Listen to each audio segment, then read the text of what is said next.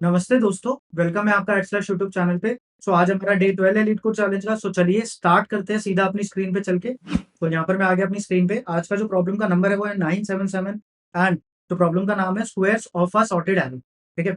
अब इसमें ना सॉर्टेड एरे दिया हुआ है, तो सॉर्टेड एरे देते ही हमें ना कुछ सोच लेना चाहिए कि कुछ अलग अप्रोच हो सकती है। ठीक है, सॉर्टेड एरे देखते ही आप मतलब एक माइंड में लगा लीजिए करिए कि ये इसका सॉल्यूशन काफी इजी नहीं होने वाला। ठीक है। Given an integer array nums sorted in non decreasing order. एक एरे दे रखा है आपको नम्स जो असेंडिंग ऑर्डर में सॉर्ट है। असेंडिंग ऑर्डर का मतलब पहले वैल्यू स्मॉल होंगी, उसके बाद जाती जाती कैपिटल होगी, मतलब बड़ी होती जाएगी। Return an array of the squares of each number sorted in non decreasing order. हमें क्या करना है, सारे डिजिट्स का जितने भी एरे में एलिमेंट्स हैं उन सबका स्क्वायर करना है और उनको भी सॉर्टेड फॉर्म में रिटर्न करना है। तो इसका जो पहली अप्रोच किसी के माइंड में आ सकती है वो ये आ सकती है कि हम क्या करेंगे। बेसिकली हमें एक एरे दे रखा है -4 -1 0 3 एंड 10। तो मैं क्या करूंगा, पहले सारे एलिमेंट्स का एक लूप लगा के स्क्वायर करूंगा। तो अगर मैं ये करूंगा तो क्या होगा, 4 का स्क्वायर 16, 1 0 0 के बाद 3 का स्क्वायर 9, 10 का स्क्वायर 100।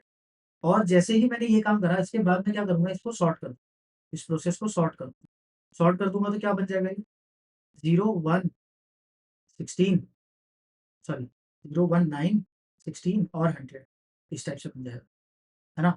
अब ये तो काफी आसान हो गया। ठीक है। अब देखो क्या है कि ये चीज हमें यहाँ भी देख के squaring each element sorting the new array is very tried. मतलब ये तो है ही ऑब्वियसली है। बट क्या आप इसको सॉल्व कर सकते हैं ओ एन। इसकी ओ एन में अप्रोच क्या सॉल्व कर सकते हैं, क्योंकि इसकी जो इस प्रोसेस की जो टाइम कॉम्प्लेक्सिटी वो है, यहाँ पर इस प्रोसेस में ओ एन लगेगा और इस वाले प्रोसेस में कितना लगेगा, O of N log N. Sort करने की टाइम कॉम्प्लेक्सिटी क्या होती है, O of N log N.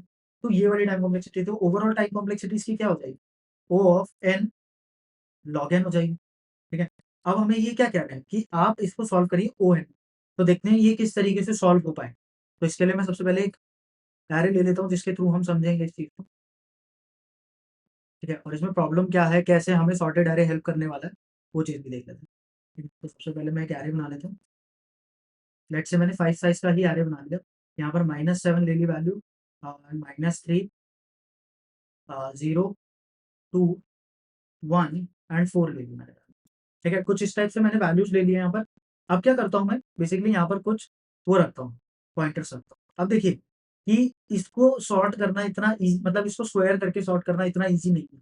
क्यों, क्योंकि देखो अगर मैं 7 का स्क्वायर करूंगा तो मेरी क्या आएगा 49 एंड 4 का स्क्वायर करूंगा तो 69। अब क्या है, अगर मैं इसको सॉर्ट करने लगूंगा तो इसमें जो सबसे बड़ा स्क्वायर बनेगा वो 49 ही बनेगा और 49 लास्ट में आना चाहिए और 16 कहीं बीच में आए। ठीक है। तो इस टाइप से हमारा जो एरे है, अब क्या स्क्वायर करते टाइम इसकी पूरी ओरिएंटेशन एरे की चेंज होगी। तो हम किस तरीके से ये चीज कर सकते हैं। ठीक है, किस तरीके से करना है इसके अप्रोच के बारे में थोड़ा सा डिस्कशन करते हैं। ठीक है, क्या है, अब हमें इसमें सॉर्टेड एरे हेल्प करेगा। पहले सबसे पहले मैं इंडेक्स लिख देता हूँ। देखा 0 1 2 3 4 एंड 5, ये मैंने करा। अब क्या करूंगा मैं, बेसिकली एक एरे बनाऊंगा सेम साइज जिसको मैं रिटर्न करना है। तो मैंने एक एरे बनाया 5 साइज का, 1 2 3 चार, 4 5। ठीक है, तो मेरा 5 साइज का एरे बन गया। इसके भी इंडेक्सेस लिख देता हूँ। इसके भी इंडेक्सेस लिखता है 0 1 2 3 एंड 4। अच्छा, इसमें एक एलिमेंट ज़्यादा नहीं है तो मैं तो उसका 5 साइज। ठीक है, 0 1 2 3 4 5 6, 0 1 2 3 4 5 6। ठीक है, तो 6 साइज का है। ठीक है, अब मुझे क्या करना है, बेसिकली मैं क्या करूंगा ना, देखो दो 3 पॉइंटर्स लूंगा। एक पॉइंटर रखूंगा यहाँ पर, ठीक? एक पॉइंटर लूंगा एंड पे रखूंगा। तो मैंने दोनों पॉइंटर्स लिए, स्टार्ट और एंड लिख दिया। अब क्या करूंगा, एक पॉइंटर लूंगा मेरे नए एरे पे। नए एरे पे मैंने रखा पॉइंटर पीटीआर, पॉइंटर रख दिया लास्ट में। अब अप्रोच क्या है कि मैं स्टार्ट और एंड दोनों वैल्यूज का स्क्वायर करूँ। दोनों वैल्यूज का स्क्वायर करा मैंने। स्टार्ट का स्क्वायर जो आया वो 49 है। ठीक है, स्टार्ट का स्क्वायर मैं यहाँ लिखता हूँ। एंड वैल्यू का जो स्क्वायर आया वो 60। अब क्या होना चाहिए, अगर ये एरे सॉर्टेड है तो क्या इसमें सबसे बड़ी वैल्यू लास्ट में नहीं आनी चाहिए, आनी चाहिए। ठीक है, तो हमें ये पता है। देखो अब जो मैक्सिमम वैल्यू है, या तो वो सबसे ज्यादा नेगेटिव पर्सन बना पाएगा, ये पॉजिटिव बना पाएगा। ठीक है, तो मुझे ये भी पता है। तो मैं क्या करूंगा, बेसिकली जो अभी दोनों में से मैच होगा उस वैल्यू को पॉइंटर पे प्लेस कर दूंगा। मतलब मैंने यहाँ पे 49 को प्लेस कर दूंगा और जिस पॉइंटर के थ्रू वो वैल्यू आई होगी उसको आ दूंगा। तो मैंने स्टार्ट को आ दूंगा। ठीक है, अब दोबारा से कंपेयर करूंगा मेरे वैल्यूज को। मैंने वैल्यूज को दोबारा से कंपेयर करा, स्टार्ट और एंड वैल्यूज को। स्टार्ट और एंड वैल्यूज को अगर मैं कंपेयर करने का, तो अब क्या बना, 3 3 का स्क्वायर 9 एंड 4 का स्क्वायर 16। अब की बार दोनों में से मैक्स कौन सा है? 16। तो यहाँ पर क्या आना चाहिए? 16 आना। ठीक है, तो मैंने यहाँ पर इस पॉइंटर को भी मैंने पिछले आइटरेशन में आगे बढ़ा दिया था। यहाँ पर मैंने 16 प्लेस करा। अब क्योंकि जो मैक्सिमम वैल्यू है किस पॉइंटर से मिली, वो मुझे मिल गया एंड पॉइंटर से। तो मैंने एंड को भी आगे बढ़ा, एंड को भी आगे बढ़ा दिया। एंड आगे बढ़ने के बाद दोबारा से वही चीज़ चेक होगी। दोबारा से चेक करते हैं कि अब दोबारा से क्या आया मेरा, दोनों में से बड़ी वैल्यूज़ कौन सी? दोनों में से स्टार्ट की पॉइंटर की वैल्यू 9 अभी भी, एंड की वैल्यू 1। अब दोनों में से बड़ी वैल्यू कौन दे रहा है? बेसिकली स्टार्ट दे रहा है। तो मैं स्टार्ट वाले पॉइंटर को 9 यहाँ पे डालूँगा पॉइंटर पे, और स्टार्ट को अब आगे बढ़ा दूँगा। ठीक है? स्टार्ट को मैंने आगे बढ़ा दिया। स्टार्ट को आगे बढ़ाने के बाद दोबारा से वही चेक होगा। ठीक है? और जैसे ही मैंने पॉइंटर प्लेस करा तो मैं पॉइंटर को भी आगे कर दूँगा। पॉइंटर को प्लेस करने के बाद मैंने यहाँ से हटाई ये वैल्यूज़, और मैंने दोबारा से चेक करा। स्टार्ट पे वैल्यू, स्टार्ट का स्क्वायर 0, एंड का स्क्वायर 1।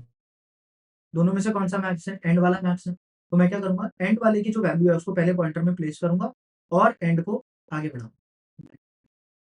अब दोबारा से वही चीज़ चेक होगी। उससे पहले पॉइंटर एक स्टेप आगे बढ़ जाएगा। दोबारा से चेक करते हैं। मैंने ये चेक करा दोबारा से मैं चेक करता हूँ। स्टार्ट का स्क्वायर 0, एंड का स्क्वायर। अब क्या हो, मैंने स्टार्ट और एंड का स्क्वायर रख रखा है। एंड का स्क्वायर क्या है? 4। तो 4 बड़ी वैल्यू है, तो 4 को प्लेस करूँगा पॉइंटर में, पॉइंटर को बढ़ाऊँगा आगे, और अब एंड माइनस माइनस, तो एंड यहाँ। स्टार्ट और एंड अभी सेम पोज़ीशन पे, ठीक है? तो हमें देखना पड़ेगा ये जो केस है, ये वाला केस भी हमें हैंडल करना पड़ेगा। क्यों? क्योंकि अभी तक हमारा एक एलिमेंट बच गया है प्लेस होने से, ठीक है? अब मैंने चेक करा, अब क्या होगा बेसिकली, मैंने यहाँ पर रखा स्टार्ट और एंड दोनों का 0, दोनों में से कोई सी भी वैल्यू डाल दो, क्या फ़र्क पड़ता है? तो मैंने यहाँ पे डाल दिया एंड वाली वैल्यू से डाल दिया, और एंड को आगे बढ़ा। और जैसे ही एंड और स्टार्ट, मतलब एंड यहाँ पर आ गया ना, एंड यहाँ, जैसे ही एंड और स्टार्ट मेरा दोनों के दोनों क्रॉस कर जाएँगे एक-दूसरे को, मतलब एंड बड़ा हो जाएगा स्टार्ट से, तब मुझे ये काम करना रुक जाना है। और अगर आप ध्यान से देखोगे तो ये जो एरे पूरा बना, रिज़ल्ट एरे मेरा, वो पूरा का पूरा सॉर्टेड है। ये पूरा का पूरा सॉर्टेड है। अब ये अप्रोच क्यों काम कर पाई? ये अप्रोच इसलिए काम कर पाई क्योंकि जो पहले से हमें एरे दे रखा है, वो भी सॉर्टेड दे रखा है। ठीक है? इस वजह से ये एरे, ये अप्रोच काम कर पाई। ठीक है? एक बार इसका कोड करते हैं, फिर दोबारा ट्राई करेंगे। इसका चलता हूँ स्क्रीन पे और इसका कोड करता हूँ। तो मैं यहाँ पर आ गया बेसिकली, मैंने लिखा इंट, सबसे पहले मैंने एक एरे बना दिया, answer array. Int answer array equals to new int.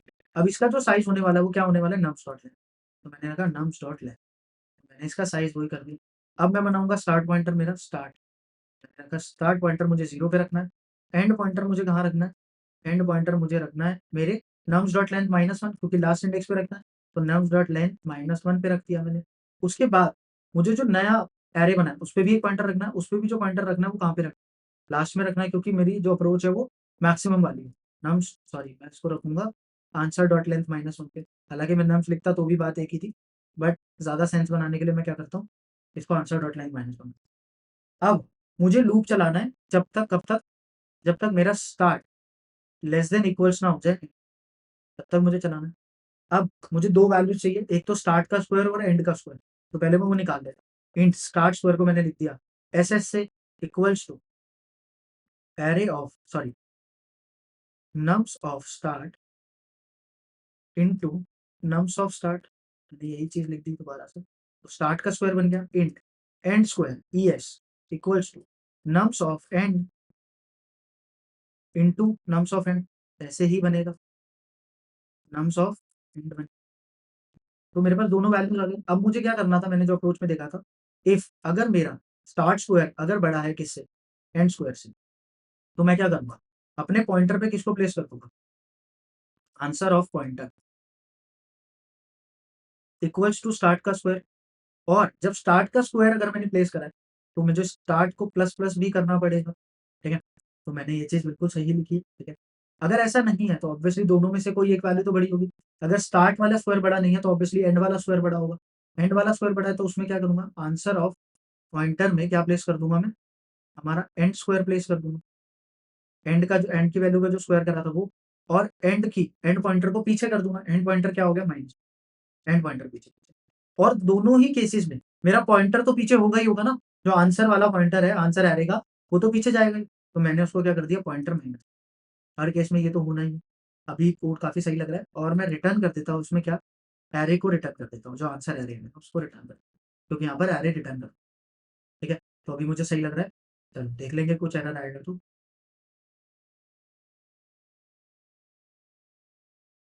तो काफ़ी सही आंसर आ रहा है मेरा। तो एक बार इसको सबमिट करते हैं एंड फिर इसका ट्राई रन करेंगे। तो ये सबमिट भी हो गया। चलो बहुत ही बढ़िया सबमिट हो गया, मुबारक हो आप लोगों को। ठीक है, तो मैंने इसको यहाँ पर रख दिया और मैं इसको लेके चलता हूँ एंड न्यू पेज पे। इसको ड्राई रन करेंगे, बहुत ही बढ़िया सा ड्राई रन करेंगे एक अच्छा सा।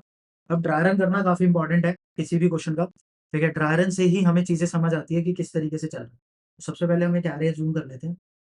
तो हमारे पास एक एरे है, लेट्स से मैंने ले लिया -7 -4 3 0 1 एंड 2 2 तक ले लेते हैं। तो मैंने ये ले लिया। अब क्या करना है, सबसे पहले मुझे एक आंसर एरे बनाना है, तो मैंने एक आंसर एरे बना। सेम साइज़ का होगा 1 2 3 4 5 6। इसमें भी 6 कॉलम्स होने वाले हैं, 1 2 3 4 5 और 6। ठीक है, तो इस टाइप पे ये आंसर एरे है मेरा, जिसको मैं रिटर्न करूँगा। ये हमारा नाम्स एरे है। अब क्या हुआ, स्टार्ट पॉइंटर बना। स्टार्ट पॉइंटर मेरा यहाँ के लिए था, स्टार्ट, और एंड वाला pointer nums dot and minus, मतलब एंड वाला। ठीक है, अब पॉइंटर का बना आंसर डॉट एंड माइनस, मतलब पॉइंटर मेरा यहाँ। ठीक है, तो अब चलाते हैं इसको कोड को। स्टार्ट लेस देन एंड है, ठीक है बिल्कुल सही। अगर मैं इंडेक्सेस लिख दूँ तो इस तरीके से समझ 4 5, और यहाँ पर भी अगर इंडेक्सेस लिख दूँ, ऐसा कोई ज़रूरत नहीं है, बट लिख देते हैं, क्या ही फ़र्क पड़ता है। ठीक है, तो मैंने ये चीज़ लिख दी। अब क्या करना है, स्टार्ट लेस देन एंड है, ऑब्वियसली है, 0 लेस देन 5 होता है। ठीक है, अब स्टार्ट स्क्वायर निकला। स्टार्ट स्क्वायर क्या है मेरा, बेसिकली इस वाली इटरेशन के लिए अगर मैं स्टार्ट स्क्वायर निकालूँ और एंड स्क्वायर निकालूँ, स्टार्ट स्क्वायर मेरा इस इटरेशन के लिए 49 और एंड स्क्वायर है मेरा 4। ठीक है, तो अब क्या होगा, दोनों में से क्या कैपिटल, दोनों में से कौन सा बड़ा नंबर है, स्टार्ट स्क्वायर बड़ा है, तो क्या करूंगा मैं, आंसर ऑफ पॉइंटर में क्या डाल दूंगा, स्टार्ट स्क्वायर। स्टार्ट स्क्वायर की वैल्यू 49 डाल दी यहाँ पर। 49 के बाद स्टार्ट प्लस प्लस, मतलब स्टार्ट यहाँ से उठा और कहाँ चला गया, स्टार्ट यहाँ से उठ के मेरा स्टार्ट यहाँ पर। ठीक है, तो स्टार्ट मेरा वैल्यू चेंज होगी और पॉइंटर माइनस माइनस, तो पॉइंटर भी यहाँ से उठा और यहाँ, पॉइंटर की वैल्यू पहले 5 थी, अब 4। ठीक है, नेक्स्ट आइटरेशन की तरफ मूव करते हैं। नेक्स्ट आइटरेशन गया, ये घूम के दोबारा से चेक हुआ, स्टार्ट लेस देन एंड है, अभी भी लेस देन एंड है।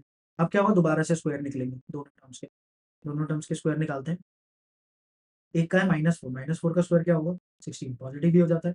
2 2 का स्क्वायर, दोबारा से क्या क्या अभी बढ़ा है, स्टार्ट का स्क्वायर बढ़ा है, पता है। तो स्टार्ट का स्क्वायर 16 है, तो क्या होगा, ये पहली कंडीशन में फंसेगा और पॉइंटर, आंसर ऑफ पॉइंटर 4 में क्या डाल देगा, 16 डाल देगा। और स्टार्ट प्लस प्लस, स्टार्ट फिर से उठकर कहाँ चला जाएगा, आगे चला जाएगा थोड़ा सा, स्टार्ट उठ के आगे चला गया फिर से। ठीक है, तो स्टार्ट फिर से आगे चला गया और पॉइंटर माइनस, तो यहाँ से उठा पॉइंटर, तो हर केस में ही हमारा माइनस। तो अब क्या होगा, दोबारा से देखते हैं, दोबारा से हमारी वैल्यू क्या बनेगी, देखते हैं। स्टार्ट का स्क्वायर क्या है, 9, एंड का स्क्वायर क्या है। अब दोबारा से स्टार्ट हमारा दोबारा से एक बड़ा नंबर है, तो क्या होगा, आंसर ऑफ पॉइंटर में स्टार्ट का स्क्वायर है, पॉइंटर में क्या है 9, एस 9 की वैल्यू है। उसके बाद स्टार्ट प्लस प्लस, स्टार्ट यहाँ से उठा और कहाँ चला गया, आगे चला गया, स्टार्ट यहाँ से उठा और स्टार्ट चला गया। और उसके बाद पॉइंटर माइनस, पॉइंटर भी यहाँ से उठा और पॉइंटर यहाँ। आई होप सो इतना तो समझ आ रहा है। अब देखते हैं दोबारा से वैल्यू, अब दोबारा से ये लूप चलेगा। लूप चलने के बाद क्या होगा, स्टार्ट स्क्वायर बनेगा 0, 0 का स्क्वायर 0, एंड का स्क्वायर 4। आपके बार ध्यान से देखिए, अब ये वाली कंडीशन तो फॉल्स हो गई, नीचे आया आंसर ऑफ पॉइंटर में एंड स्क्वायर डाल, आंसर ऑफ पॉइंटर में एंड स्क्वायर की वैल्यू 4, तो 4 डाली और एंड माइनस, एंड अब की बार माइनस माइनस, तो मैंने एंड को यहाँ से उठाया और कहाँ डाल दिया, एंड को यहाँ से उठा के हमने यहाँ डाल दिया एंड, और पॉइंटर माइनस माइनस हर केस में हो रहा है, तो पॉइंटर एक पॉइंट पीछे फिर से आया। पॉइंटर मेरा यहाँ पे। अब क्या करूँगा, दोबारा से स्टार्ट लेस देन एंड है, अंदर है, दोबारा से स्टार्ट स्क्वायर और एंड स्क्वायर निकला, स्टार्ट स्क्वायर और एंड स्क्वायर निकालते हैं। तो स्टार्ट स्क्वायर क्या है अभी हमारा, स्टार्ट स्क्वायर है 0 और एंड स्क्वायर है 5। दोनों में से कौन सा बड़ा है, एंड वाला बड़ा है, तो इस वाली कंडीशन में जाएगा, आंसर ऑफ पॉइंटर में क्या प्लेस कर देगा, एंड स्क्वायर। तो यहाँ पर 1 प्लेस हो जाएगा और एंड -1, एंड अब की बार यहाँ से उठेगा और कहाँ चला जाएगा हमारा, यहाँ पर चला जाएगा। एंड और स्टार्ट अभी सेम पोजीशन पे है। ठीक है, और पॉइंटर माइनस माइनस पॉइंटर यहाँ से उठा खुद, आप देखिएगा। अब स्टार्ट लेस देन एंड नहीं है, बट स्टार्ट और एंड सेम है, तो तब भी ये कंडीशन ट्रू, दोबारा से निकला स्टार्ट स्क्वायर और एंड स्क्वायर। तो स्टार्ट स्क्वायर एंड स्क्वायर दोनों की वैल्यू सेम नहीं हो जाएगी? सेम हो जाएगी तो क्या हो जाएगा 0 0। अब क्या होगा, ये ग्रेटर देन तो नहीं, तो एल्स में चला, इसी वजह से जान के मैंने एल्स लिखा। ठीक है, क्या होगा, एल्स में इक्वल वाला केस भी हैंडल होगा। तो आंसर ऑफ पॉइंटर, पॉइंटर में क्या चला जाएगा, एंड स्क्वायर की वैल्यू 0। और अब क्या होगा, एंड माइनस, एंड यहाँ से उठा और एंड अब यहाँ चला। ठीक है, अगर इसको और अच्छा क्लियर समझाऊं, इसको रब कर देता हूँ तो और अच्छे से समझ आएगा आपको कि क्या हो रहा था। तो मैंने क्या करा, यहाँ पर डाल दिया स्टार्ट और एंड यहाँ पर डाल। अब क्या होगा, अब जब ये आगे चेक करेगा, स्टार्ट की वैल्यू 3 है, 3 लेस देन इक्वल्स टू, क्या 2 होता है, नहीं होता, तो कंडीशन गलत। और हमारा लूप बिना था, आप देखेंगे तो अगर हम, तो हमारा एरे भी पूरा का पूरा रेडी हो चुका है और बिल्कुल असेंडिंग ऑर्डर में। और ये जो अप्रोच थी, ये ओ ऑफ एन ही ले रही है, और ये बहुत ज्यादा ऑप्टिमाइज्ड अप्रोच है। ठीक है, अगर ध्यान से देखोगे तो एन आइट्रेशन भी नहीं चाहिए, एन आइट्रेशन पूरी चाहिए इसमें बस। ठीक है, तो पहले हमारी ओ ऑफ एन लॉग एन चल रहा था, अब कितना चला, सिर्फ ओ एन। ठीक है, और रिटर्न आंसर करा तो हमारे पास ये आंसर आ गया, और ये बिल्कुल सही है। तो होप सो आपको ये समझ आया होगा सोल्यूशन, काफी इजी सोल्यूशन था। ठीक है, वीडियो पसंद आई तो वीडियो को लाइक कर दीजिएगा। मिलेंगे आप लोगों से कल, जिसमें हम कर रहे होंगे next question solve. Thank you.